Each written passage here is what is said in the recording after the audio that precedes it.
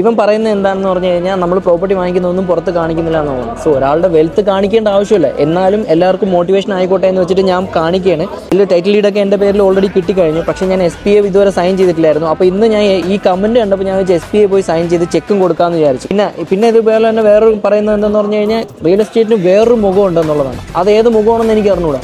ഞാൻ ഈ കാണിക്കുന്നതും ചെയ്യുന്നതും ഒക്കെ എല്ലാം ഔട്ട് ഇതിലാണ്. അതുപോലെ തന്നെ ദുബായ് റെസ്റ്റ് ആപ്ലിക്കേഷൻസിൽ നിന്ന് ഹമദ് ഹുമയൂൺ എന്ന് ചെക്ക് ചെയ്ത് കഴിഞ്ഞാൽ അതിനകത്ത് രജിസ്റ്റേർഡ് ആയിട്ടുള്ള ബ്രോക്കറോ ലൈസൻസ് നമ്പറും എല്ലാം കിട്ടും. ഇത് പഠിച്ച് ലൈസൻസ് എടുത്ത് കിട്ടുന്നതാണ്. ഓക്കെ, അതുപോലെ തന്നെ ഞാൻ പ്രോപ്പർട്ടി വാങ്ങിക്കുന്നതും നിങ്ങൾക്ക് ഇവിടെ വന്ന് ധനൂപിൻ്റെ അടുത്ത് ഇവിടെ വന്നിട്ട് ചോദിച്ചു നോക്കാം. 1908 ഒപ്പൽസിൽ ആരുടെ പേരിലാണ് കൊടുത്തിരിക്കുന്നത് എന്നുള്ളത് നോക്കാം. നിങ്ങൾക്ക് ദുബായ് റെസ്റ്റ് ആപ്ലിക്കേഷനിലും ചെക്ക് ചെയ്യാൻ പറ്റും ഇത് ആരുടെ പേരിലാണ് കിടക്കണമെന്നുള്ളത്. ഓക്കെ, ഓരോരുത്തർക്ക് പറയാനുള്ളവർക്ക് എന്ത് വേണോ പറയാം. വെറുതെ ഇരുന്ന് ആൾക്കാർ അതും ഇതും പറയാതെ ഓരോ കാര്യങ്ങളും നിങ്ങൾ ഇറങ്ങി ചെയ്ത് കഴിഞ്ഞാൽ നിങ്ങൾക്കും ചെയ്യാം. ഞാൻ പണ്ട് പറഞ്ഞ കണക്ക് തന്നെ 1200 ശമ്പളക്കാരന് റേഞ്ച് റോവർ മേടിക്കാം, പ്രോപ്പർട്ടി മേടിക്കാം എന്നുണ്ടെങ്കിൽ ഇത് ആർക്കും ചെയ്യാം.